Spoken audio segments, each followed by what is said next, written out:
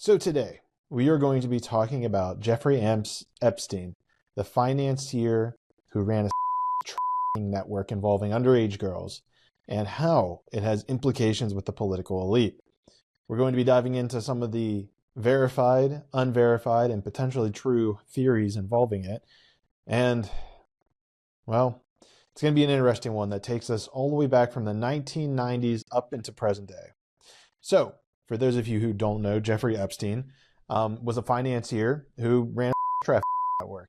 It involved underage girls, and it spanned from about 1990s, beginning of the 1990s, up until 2019.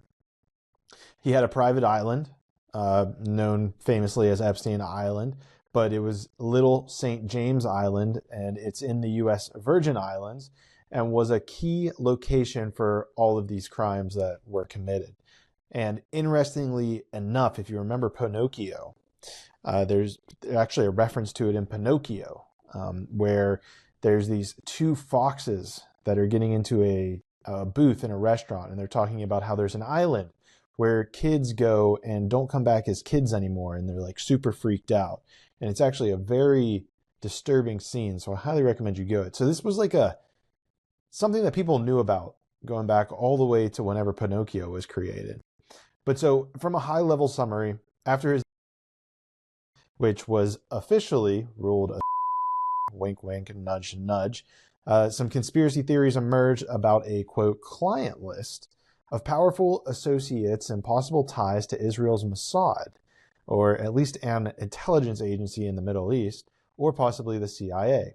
Then in 2025, the Trump administration, who is handling all these Epstein-related files, which is led by Attorney General Pam Bondi, the FBI Director Kash Patel, sparked accusations of deception for promising but failing to deliver this client list that was one of Trump's promises.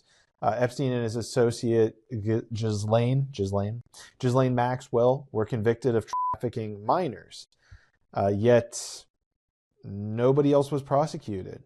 So they were convicted of selling kids to somebody, but we don't know who any of those somebodies are or were, which is raising questions about a cover-up. And of course, this happens very simultaneously in coincidence around the same time as P. Diddy's trial, where he was basically found not guilty on the charges. So let's dive in this episode into a deep timeline of what happened with Jeffrey Epstein, Trump's administration, and some ties potentially to Mossad, which is Israel's version of the CIA. So going all the way back to the 1980s and the 1990s, this is where our story starts, with Epstein's early connections and some of his quote-unquote alleged intelligence ties. So as we go through this episode, I am going to note things that are 100% verified and things that are quote-unquote unverified, but if you have common sense, they would make perfect sense. So some things that are absolutely verified is that we have Jeffrey Epstein building a network of influential contacts, which include Robert Maxwell, who is a British media mogul and the father of Ghislaine Maxwell, Epstein's associates and his mistress. All of this verified by Vanity Fair. They did profiles, there's court documents, and then Epstein goes and starts soliciting high-profile figures. And namely, most of them being the most prominent three that we know of would be Bill Clinton, who obviously has history. We have Donald Trump, obviously, and we have Prince Andrew. These are like the big three names, at least especially for our story, that we are aware of. Now, NBC has archived footage, and Elon Musk actually retweeted this or tweeted it out recently, which is footage from 1992, which showed Trump and Epstein at Mar-a-Lago, which is Trump's address, where Trump later confirms in a 2019 statement that they fell out over a property dispute, which ended up banning Epstein from the resort. But in 1992, they were filmed partying with girls. Of course, they were very young. No one know. I don't really know the exact ages. There's none of that's verified in the film. But then, coincidentally, in 1992, there's a claim that is somewhat unverified, but there's an Ari Ben Menashe a former Israeli intelligence officer who claimed in his 1992 book, Prophets of War, and there's a claim in the 2020 Times of Israel, there are interviews that Epstein was recruited by Ghislaine Maxwell to work for Mossad and thus running this honeypot operation, which the goal of it was to blackmail elites with photos of them and underage girls. Now, of course, we don't have any primary evidence of this other than that book, and then the article in the New York Times or in the Times of Israel. But I feel like that's pretty substantiated. And then we also have another instance where, quote unquote, unverified, we have Robert Maxwell, again, that's Ghislaine's father, who was rumored to have been a Mossad asset. Again, this was in the Times of Israel in 2021, which cited his 1991 funeral, which was in it. It was citing his 1991 funeral, which was attended by Israeli officials like Yitzhak Shamir, who also documented intelligence agent. But no true, pure documents confirm that Maxwell's Mossad ties or that Epstein had a connection through him other than Ghislaine. But of course, if you're a secret covert agency, are you really going to have papers lying around that directly tie these? So, it's technically unverified in air quotes, but I mean, you're the judge. You make your own connections there. So then we move forward into 1998 to 2005, and we have Epstein's criminal activities and then the operations that are starting to kind of go on in the island. And so what is verified and is factual across all accounts is that Epstein was operating a trafficking network, which should fall under RICO, but that's a whole nother conversation, involving underage girls at his properties, including Little St. James or Epstein Island, which is the key location. This was the primary location for abuse. And this is where victim testimonies and court documents consistently pointed to this island of where they were performing underage, where these ladies, when they were underage, were performing sexual acts with prominent figures. And so then in 2021, we have actually a release of some of the flight logs from Epstein's private jet. And of course, there we have Trump's name is actually all over these. If you look for him, if you look through them, I actually did a quick deep dive and found his name several times, which confirmed trips to this island by a bunch of his associates. And of course, having your name on a plane flight doesn't necessarily breed factual evidence of underage sexual content with minors, but I'll let you fill in the gaps. We then have one of Epstein's victims in 2020, again by the in a Times of Israel interview, by the name of Maria Farmer. And she said that Epstein's operation was a Mossad blackmail scheme. She said it was operated by Mossad essentially to infiltrate the United States and infiltrate other governments in order to gain control, gain leverage, gain blackmail over top officials. And her claims, she says that she reported this to the FBI in the 90s, but without corroboration, they couldn't do anything. And so they essentially just let it go, for lack of a better word. And it's seriously unfortunate that nothing was done back then that could have prevented probably a whole bunch of other girls from being trafficked. It's crazy. But moving forward in the timeline, there's an initial investigation and a plea deal that happened between 2005 and 2008. So what is verified, what's on the record, what's factual statements, is that in 2005 to 2006, Palm Beach police did investigate Epstein for sexual abuse of minors, and they basically uncovered a trafficking network. And this is by police reports.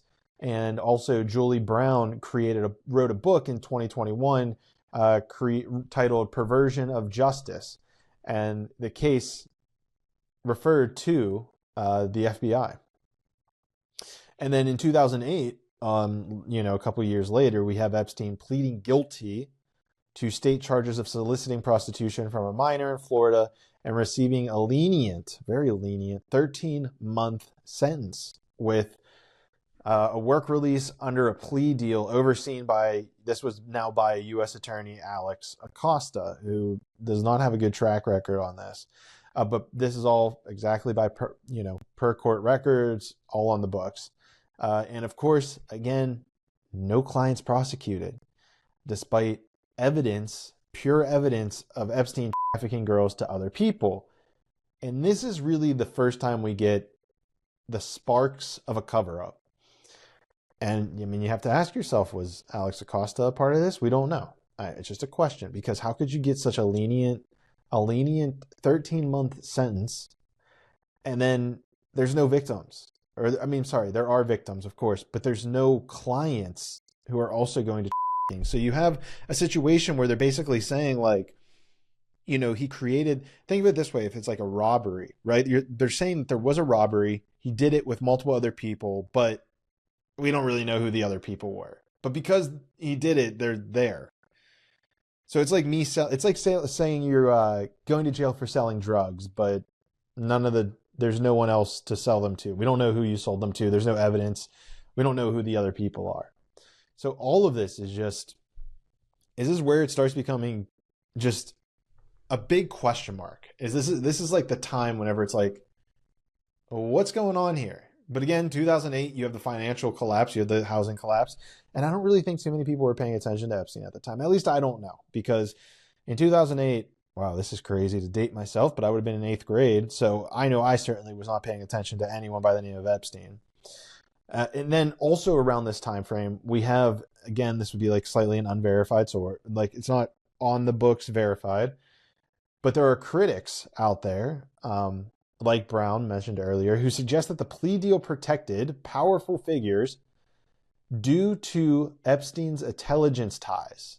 And it could be the Mossad, it could be CIA. But again, they didn't really have physical evidence to solidify this or to completely secure this.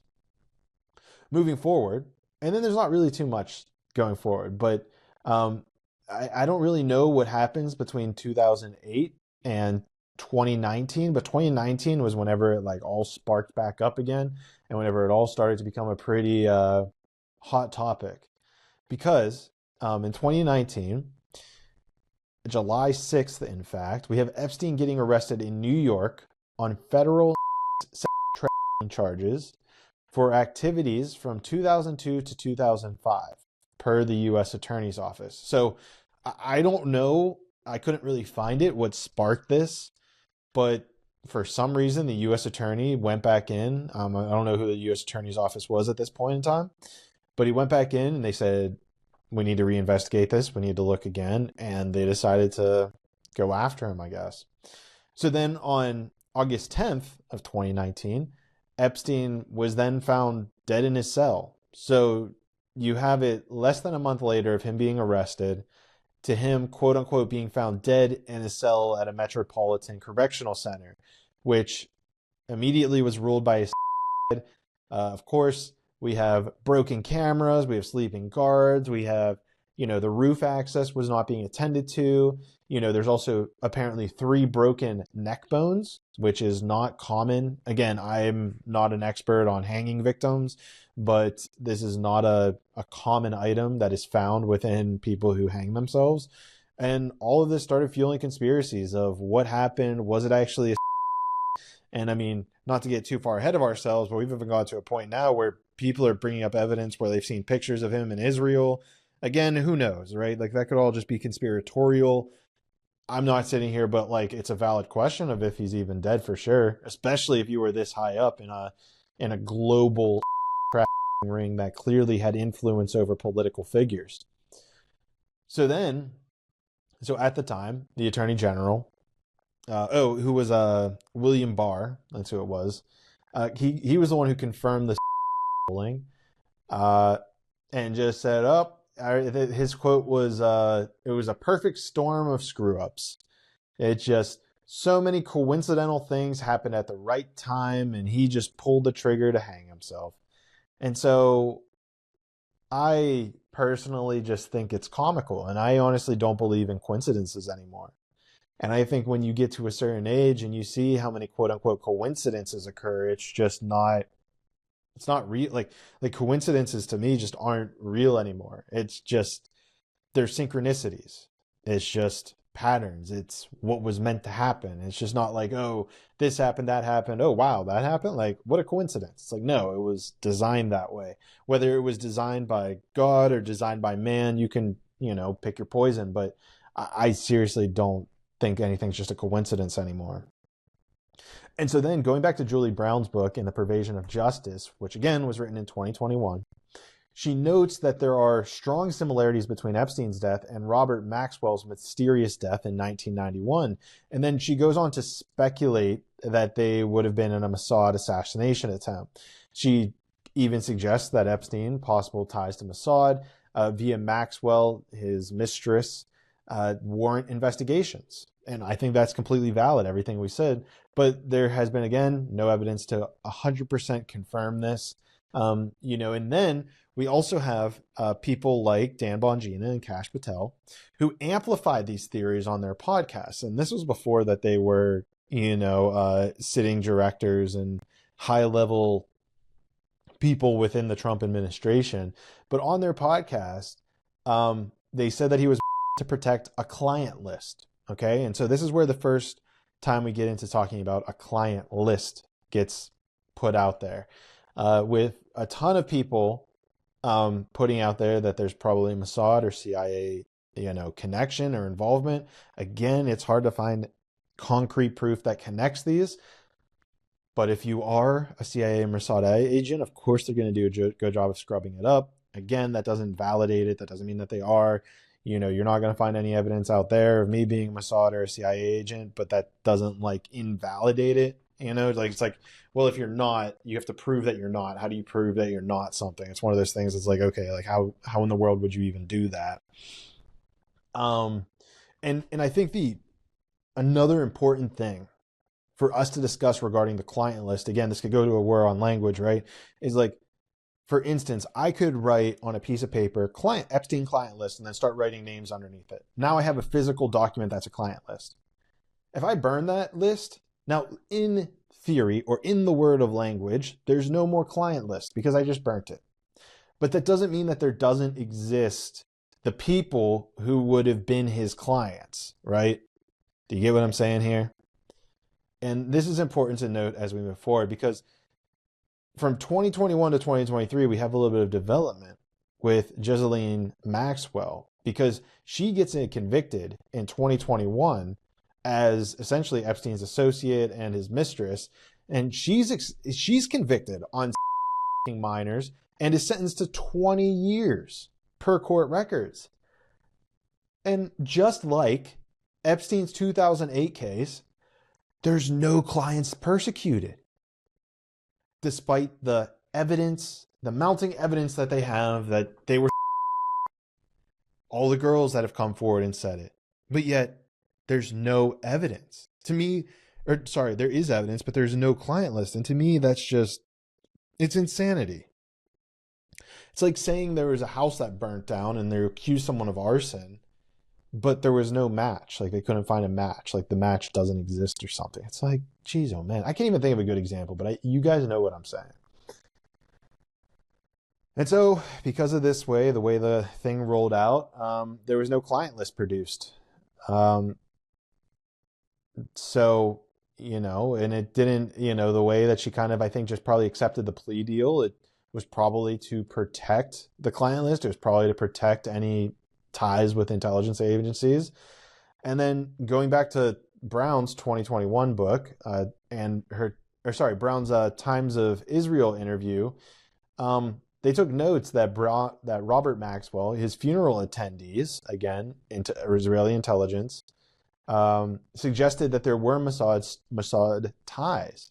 And even in 2023, Dan Bongino questioned the Epstein investigation on his podcast, basically asking, he's like, what are they hiding? Like, he asked that point blank. He's like, he knew they were hiding something. And he even called for Kash Patel for the FBI, Kash Patel called for the FBI to release the Epstein files. And you have to remember, too, and I think we're probably getting there, right? Which is that during the 2024 campaign, Donald Trump promised the declassification of these files once reelected. And he did it on multiple occasions. There's one actual video where, and I think this one's really telling, and this should have been the canary in the coal mine, if you will, is, I forget, I think it's probably on Fox News, and he's sitting there and they're like, okay, round robin, let's go quick. He's like, all right. They're like, would you release the 9/11 files? He goes, yeah. Would you release JFK? Yeah. Would you release MLK? Yeah. Would you release Epstein? Yeah. But maybe not him so much because there could be innocent people in there. And I'm just thinking, this is crazy, guys. Like, this is insane. This is actually getting to a point of insanity where it just feels, it feels gross. You know how, like, whenever you're out, maybe you're at a bar, like you're even just meeting people at like a networking event, and you just get like a weird feeling from someone. And you're just like, I don't know what's wrong with this person, but it's like, you can just tell there's something going on. That is this entire situation. And I think that the general public and the American people for sure can feel that. And that's why there's so much distrust right now within the government, within Trump. And it's this feeling that they need to come out and just be honest. And they're not.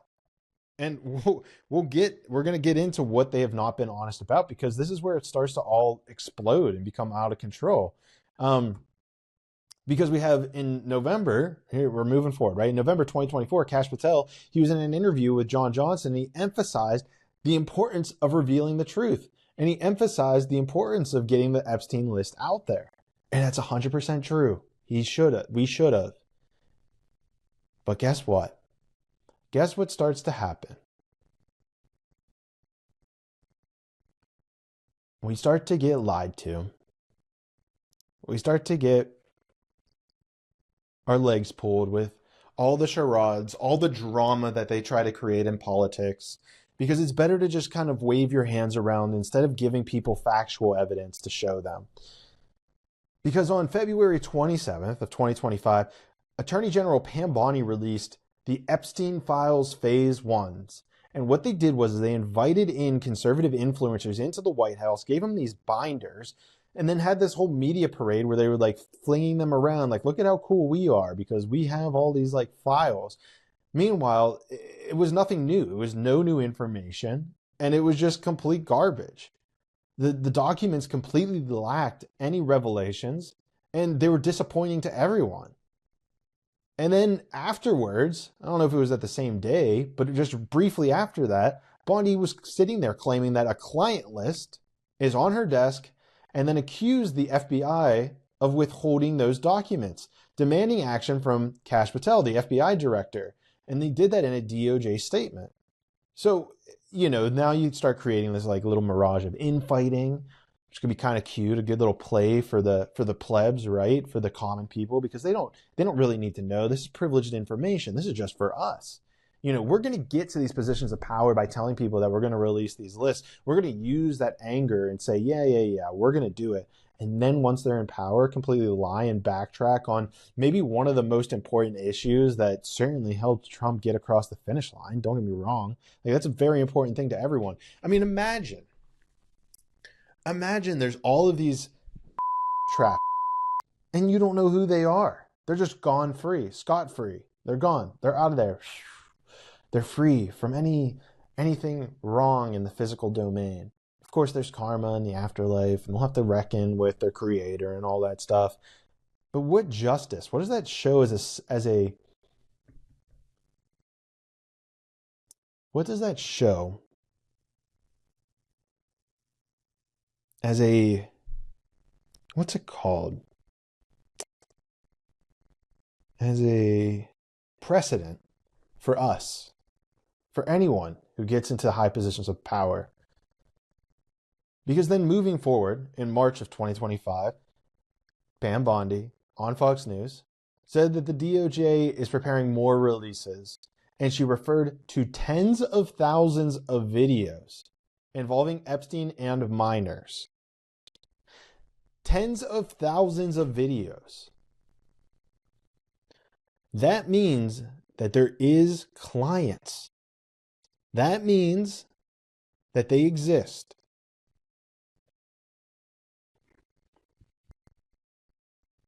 There's no way this dude was just kids to himself. It just doesn't work like that. You don't go to jail for that. I mean, you could. Don't get me wrong. You definitely could, and people do. Don't get me wrong. But who this guy was, his position of authority, his power, all of this, it's just hoopla. It just doesn't make sense. Tens of thousands of videos. Insane. And then I remember Kash Patel going on and saying, oh, we're not going to re-victimize the victims. Why would we release that? It's like, we don't give a shit.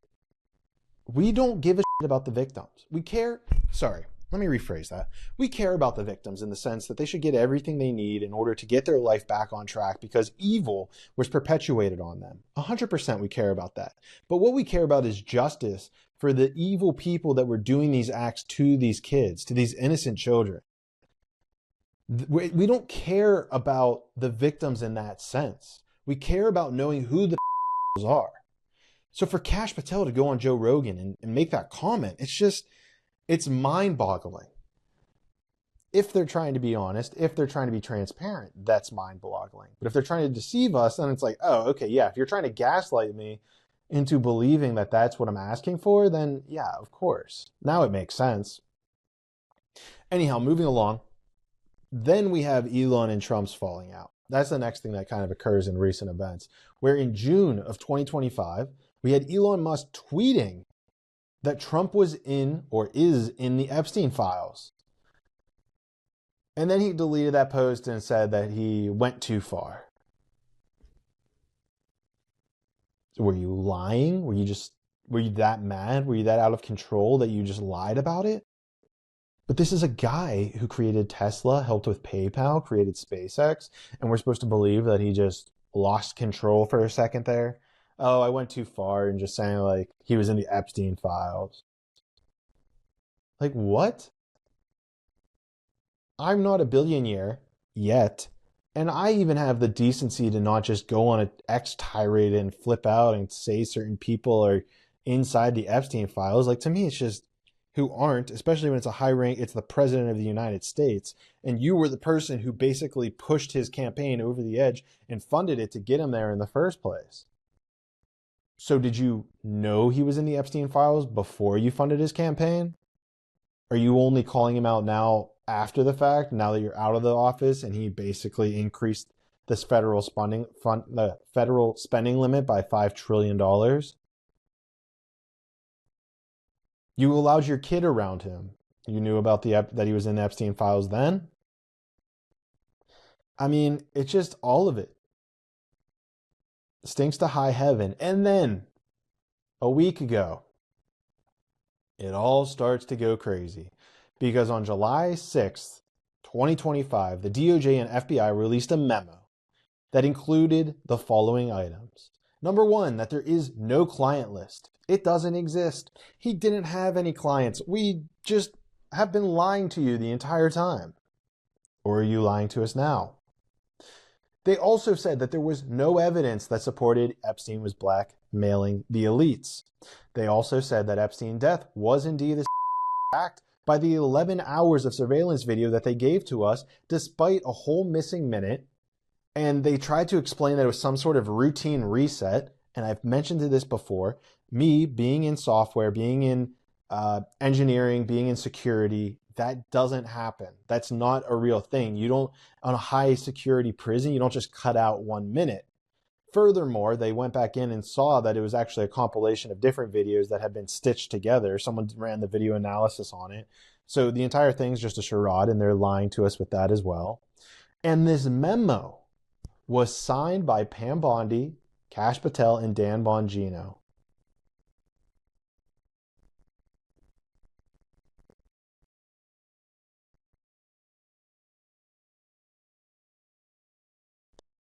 And I think that they also ordered to seal the material of the 10,000 plus videos with the abuse and the court sealings. And so what is the response? For the next week, July 7th to the 12th, recording this on July 13th.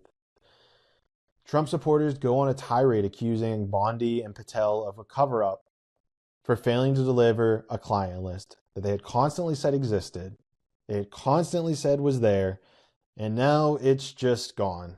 Never existed. Sorry. And then you have Trump in front of the media saying that he was a creep on July 8th, saying he was a creep. Why are we still talking about him? Why do you care about him? Why does it matter? Because it matters for us, for the American people, to know if our ranking officials, A, are being blackmailed by a foreign agency. Like, first of all, that is the biggest enchilada, is that if our elected officials are being blackmailed by a foreign country, that is huge.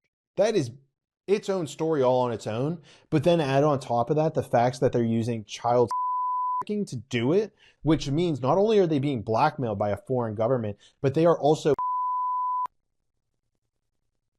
Do you see how serious this is? It's not just about whether or not Epstein was a creep. It's whether about every single elite in our government is a creep. Can you imagine? And you know what? I bet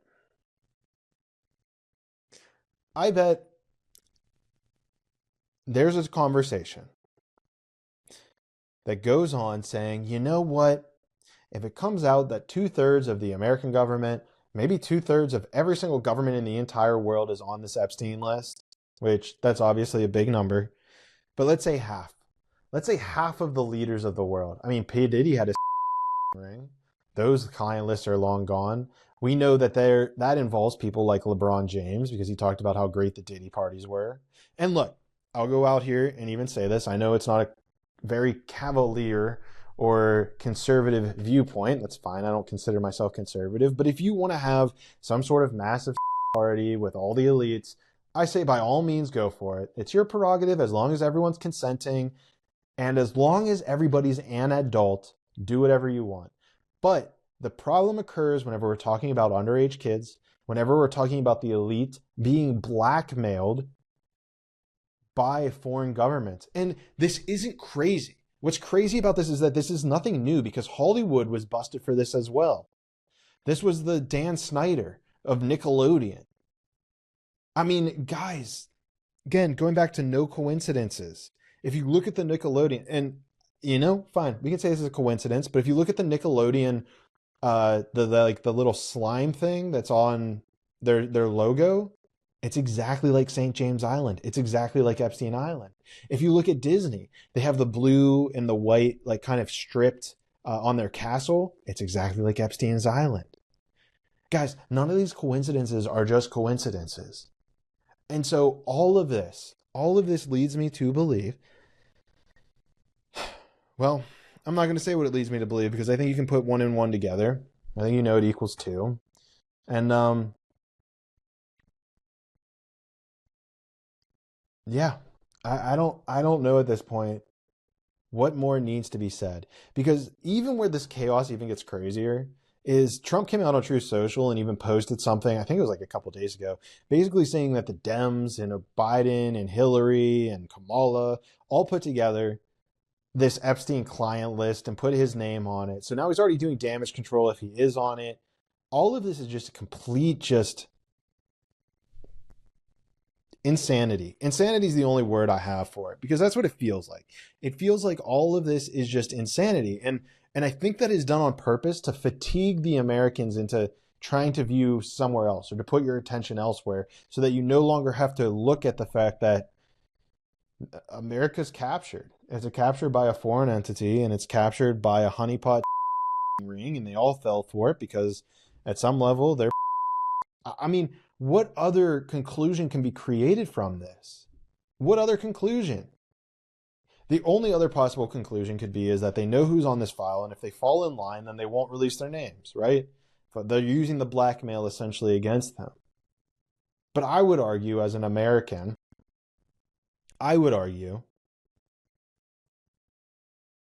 that this country was based on freedom, based on freedom of choice, freedom of expression, freedom of pursuit of happiness. And I think that when you withhold knowledge and you withhold information from people, it makes it very difficult for them to trust you. And if you can't trust your government, then how are we supposed to be able to pursue happiness? How are we be able to pursue joy? How are we able to pursue these things in life? Because it's only going to make you more frustrated with the government. It's only going to create more charades, more hoopla, more distractions for you to look at.